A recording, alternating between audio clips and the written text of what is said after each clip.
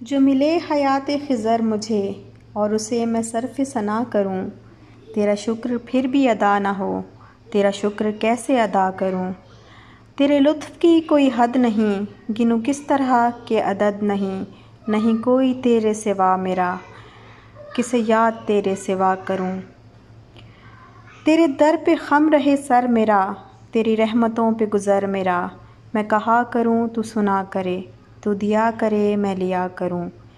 मुझे खुशबुओं की कलाह दे, मुझे रोशनी सी निगाह दे, कभी फूल बन के महक उठूं, कभी शम्मा बन के जला करूं। मैं बहुत ही आजिज़ व बेनवा, तेरे आगे मेरी बिसात क्या, कोई भूल हो तो माफ़ कर, मुझे बख्श दे जो ख़ता करूं। मेरे एक दामन उम्र में है न जाने कितनी निदामतें, मेरा ख़ात्मा भी बख़ैर हो, यही रात दिन मैं दुआ करूं, यही रात दिन मैं दुआ करूं।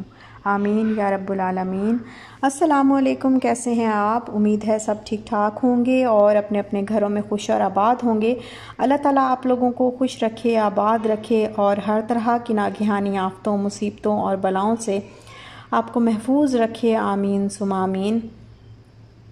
और यहाँ पर ये है जी सुबह का टाइम और नमाज़ पढ़ के उसके बाद इस तरह खड़े होके जो है वो सूरज को निकलते हुए देखना कितना अच्छा लगता है। आहिस्ता आहिस्ता जो है वो सूरज ऊपर उठता जाता है और बादल इस तरह चलते हुए कितने खुशगवार जो है वो लगते हैं, महसूस होते हैं और इतना अच्छा लगता है देखना।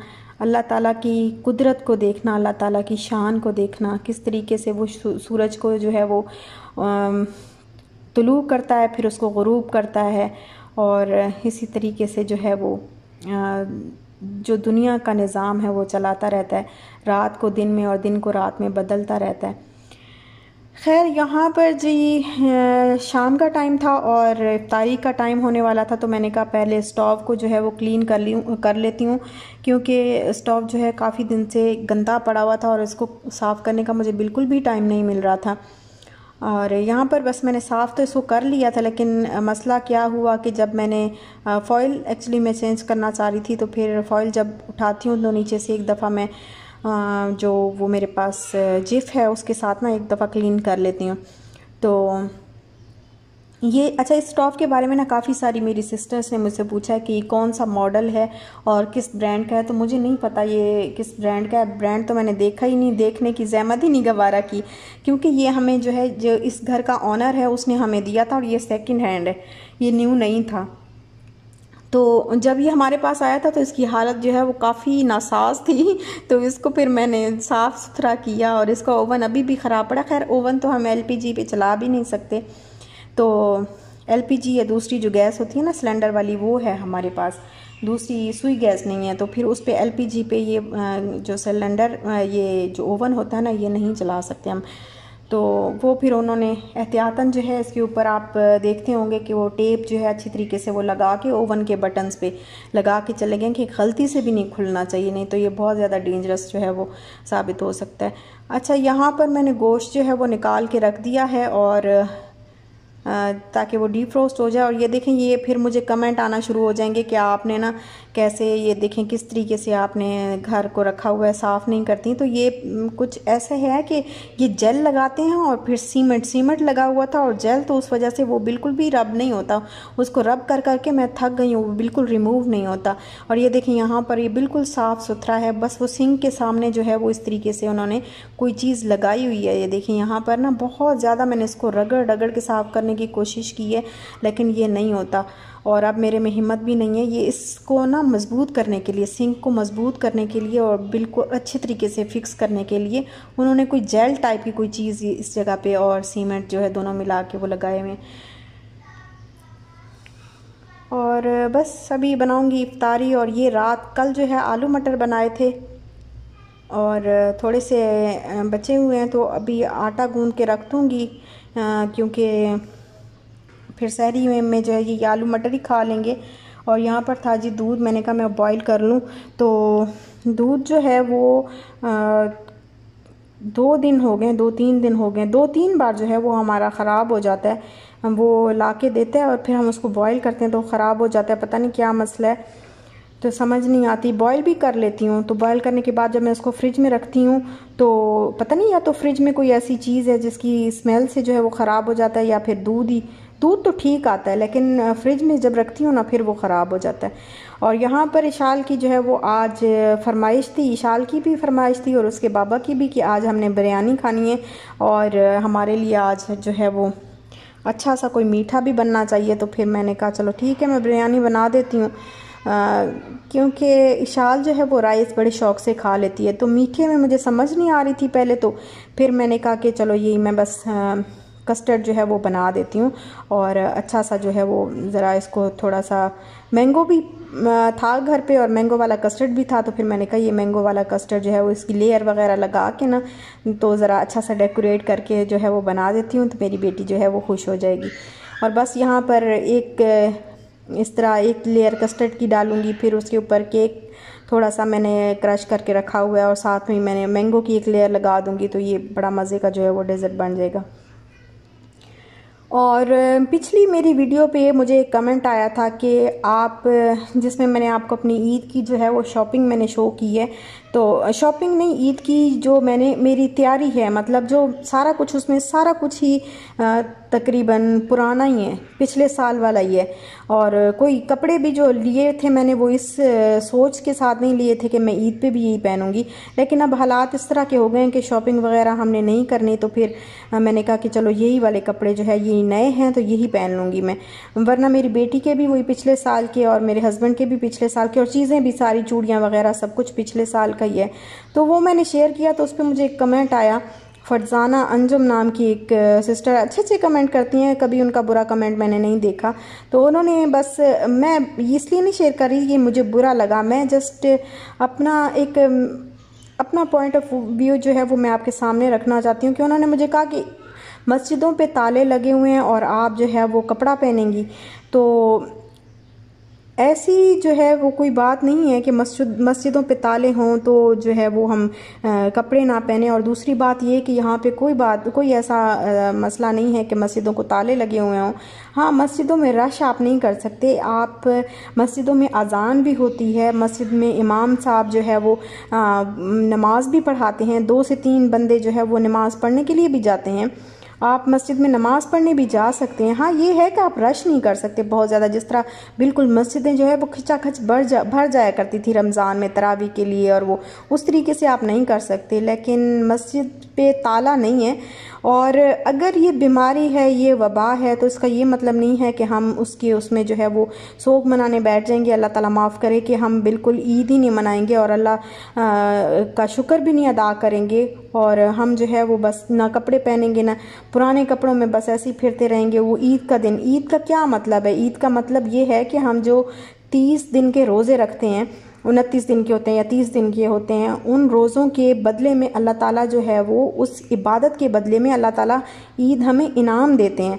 हम ईद को जो है वो इनाम के तौर पे मनाते हैं, ये हमारा इनाम होता है। और मुसलमान जो है वो खुशी मनाते हैं ईद के दिन कि हमने इतनी इबादत की है, और अल्लाह ताला इस महीने में कितने लोगों को बख्शता है, कितने लोगों के गुनाह कबीरा सगीरा माफ़ फरमाता है अल्लाह ताला। तो ये तो हमारे लिए बहुत खुशी का दिन है, और हमें जो है वो ईद के दिन दुआ करनी चाहिए और खुशी मनानी चाहिए। आप घर पे रहें, सेफ़ रहें, बाहर ना निकलें, क्योंकि लॉकडाउन है। ज़ाहिर है आप अपनी गवर्नमेंट को, अपनी हुकूमत को जो है वो फॉलो करें, आप उनको सपोर्ट करें, आप बाहर ना निकलें, घर पे रहें, सेफ़ रहें, शॉपिंग भी नहीं करें, कोई पार्टियाँ कुछ भी नहीं करें, लेकिन आप जो है अपनी फैमिली के साथ मिलके बड़े अच्छे तरीके से जो है वो ईद मना सकते हैं और बहुत इंजॉय कर सकते हैं। और इसमें कोई कबाहत नहीं है। ये मेरा ख्याल है, कोई, मैं सुन रही हूँ 2-3 लोगों से मैंने सुना है कि ईद जो है वो हम इस तरीके से इस दफ़ा नहीं मनाएंगे क्योंकि बीमारी है और हालात सही नहीं है। और हालात, आपके पास जो भी कपड़े हैं, आप जो भी चीज़ है आपके पास, आप पहने, खुशी मनाएं, खुश रहें, और अल्लाह ताला आप सबको खुशियाँ नसीब करे, आप सबको आबाद रखे, आप सबको खुशियाँ मनाने की तौफीक अता फ़रमाए और हालात ऐसे करे कि सब खुश हो जाएं। आमीन सुम्मा आमीन। और यहाँ पर जो है ये बस मैंने केक की जो है वो लेयर्स लगा दी हैं। मैंगो था घर पे, तो मैंगो जो है इस सीज़न का पहला मैंगो जो है वो हमारे घर आया था। बहुत ज़्यादा मीठा तो नहीं था, बस सही था। क्योंकि अभी जो है वो मैंगो अभी अभी आ रहे हैं, तो आगे जैसे जैसे टाइम गुजरता जाएगा तो फिर अच्छे और मीठे मैंगोज़ जो हैं वो आ जाएंगे मार्केट में। और यहाँ पर बना ली है जी बिरयानी। तो बिरयानी की रेसिपी जो है वो मैंने आपको पहले दी हुई है, उसी तरीके से ही बनाई थी। और वैसे भी रेसिपी तो मेरा ख्याल है सबको आती है बिरयानी की। और बस जल्दी जल्दी में सारा कुछ बनाया, क्योंकि इफ्तारी पे मैं जो है अक्सर लेट हो जाया करती हूँ। और बस बिरयानी बना ली थी, फिर कस्टर्ड था साथ में ही, और वाटरमेलन को कट करके जो है वो रख लिया था, और उसके अलावा डेट्स थी। तो पानी जो है वो फिर हमने बस सादा थोड़ा सा बनाया था जूस, और बाकी जो है वो हमने सादा पानी ही पिया था। तो इस तरीके से हमारी हो गई जी इफ्तारी, और ये बड़ा मज़ा आया था। बड़ी अच्छी बिरयानी बनी थी, और बड़ा अच्छा जो मैंगो कस्टर्ड जिस तरीके से मैंने बनाया था, मतलब वैसे सिंपल से ही बनाया था, कुछ ख़ास रेसिपी नहीं है, लेकिन मैंगो की जो लेयर्स वगैरह लगा के ना, तो वो इस सीज़न का पहला पहला मैंगो था, तो फिर बड़ा मज़े का जो है वो हमें मैंगो लगा, और बहुत अच्छा लगा। आज हम ना सहरी में क्या, हमारे आज आटा गूंदा हुआ नहीं था, आज हमने कहा सहरी ऐसे ही करते हैं। और इतनी सुस्ती। अच्छा ब्रेड तो एक और रखो यार, 5 चाहिए, मुझे 3 चाहिए। तो क्या होता है, सुस्ती इतनी थी ना, और दूध भी नहीं था, तो अभी तो आपको बताया हमने क्या किया यार, सूखा दूध से बना रहे हैं। अच्छा हाँ,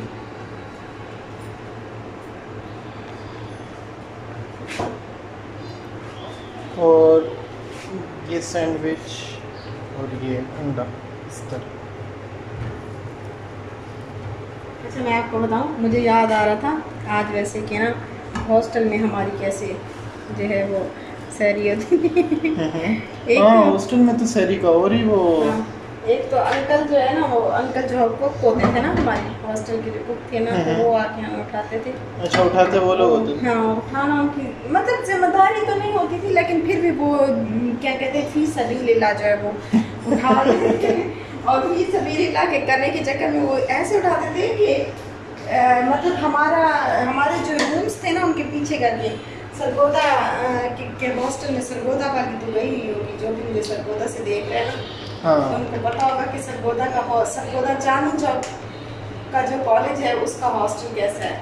तो वो हॉस्टल ऐसे है कि उसके पीछे जो है वो किचन बना हुआ है, मतलब जो रूम्स है ना उनके पीछे किचन है, रूम्स के पीछे। तो क्या होता था, अंकल जब किचन में आते थे ना, जल्दी आ जाते थे, ज़ाहिर है वो उनको बहुत ज़्यादा खाना बनाना होता था, 2-3 थे, तो उनको बहुत ज़्यादा बनाना होता था। तो वो जब आते थे तो उनके पास एक डंडा होता था, वो डंडे से ना सारी जो खिड़कियाँ थी ना वो किचन वाली साइड पे खुलती थी, और हम पे पूल जब तारी बन रही होती थी यार ये तो देखो हम यार, पूछ भी ये लेते नहीं थे, होगा। 1 मिनट, हम पूछ भी लेते थे कि अंकल इफ्तारी बन गई है या नहीं बन गई, तो वहाँ से वो हमें बता भी देते होते थे, मतलब इतना करीब था पीछे से। तो अंकल क्या करते थे, वहाँ से वो डंडा उनके पास एक होता था, वो उस डंडे से इतने ज़ोर ज़ोर से मारते थे खिड़कियों पे, तो वो हमारी विंडोज ऐसे हिल रही होती थी जैसे ओहो ये देखें जल गया बातों बातों में। और उस वक्त तो ये मतलब सर्दियों के रोज़े होते हैं, सर्दियों के रोज़े होते थे, और इतने ज़ोर ज़ोर से हिलती थी जैसे ज़लज़ला आ गया, और फिर हम जल्दी जल्दी फटाफट जो है वो सारे उठते थे और उनको बताते थे कि अंकल हम उठ गए, बस कर दें। तो फिर उस रूम की जान छुटती थी, फिर अगले रूम की बारी आती थी। तो इस तरीके से जो है वो अंकल। अच्छा हमारी एक ना रूममेट थी, अभी मैं उसका नाम नहीं लूँगी, फिर कभी शायद कभी वो मेरा शुरू किससे होता था वो, कैसे उसका नाम ए से बी से आर से। आर से। हाँ, अगर उसने कभी मेरा देख लिया ना व्लॉग तो कहेगी ये वही है, और इसने देखो मेरी बात बताई, पोल खोल दी मैं, पोल खोल दी। अच्छा तो वो पता क्या करती थी, अच्छा तो एक तो थोड़ा सा मतलब वजन भी उसका ज़्यादा था, उस टाइम पे भी उसका वजन जो है थोड़ा सा ज़्यादा था, मतलब हम लोग टीनेज ही थे तब, तो तब भी उसका वज़न जो है वो बहुत ज़्यादा था। तो एक तो उसका वज़न ज़्यादा था, तो दूसरे वो क्या करती थी, सहरी के टाइम पे वो रात को पता नहीं क्या पी के सोती थी, पता नहीं कोई भांग पी लेती थी, क्या करती थी हमें नहीं पता, लेकिन वो ऐसी सोती थी, उसको उठा के उसके सर पे भी डंडे मारते रहो तो उसने नहीं उठना होता था। तो वो क्या करती थी, सारा टाइम सोई रहती थी। जब हम सहरी करके नमाज पढ़ के तो आराम से जब आके लेटते थे ना कि अब हमने सोना है, वो रोज़ा नहीं रखती थी, रोज़े के टाइम पे इसी तरीके से सोई रहती थी।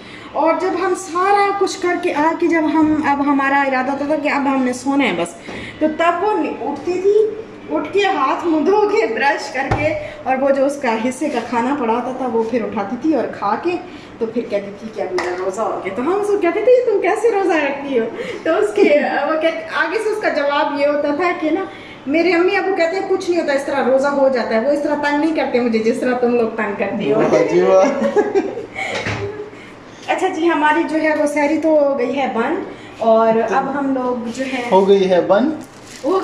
अच्छा मैंने ये बोला। तो अब ना हम जा रहे हैं सहरी करके और फिर आपको मिलेंगे नेक्स्ट व्लॉग में। तो तब तक हमें इजाज़त दें, खुश रहिएगा, खुश रहने दीजिएगा और दुआ में याद रखिएगा। और आज अब जब ये व्लॉग आपके पास जाएगा तो ताकरात होगी, तो ताकरात में हमारे लिए ज़रूर दुआ करनी है सब ने और हम सब के लिए करेंगे इंशाल्लाह। तो अब दें इजाज़त, इंशाल्लाह मिलेंगे नेक्स्ट व्लॉग के साथ। तब तक के लिए अल्लाह हाफ़िज़।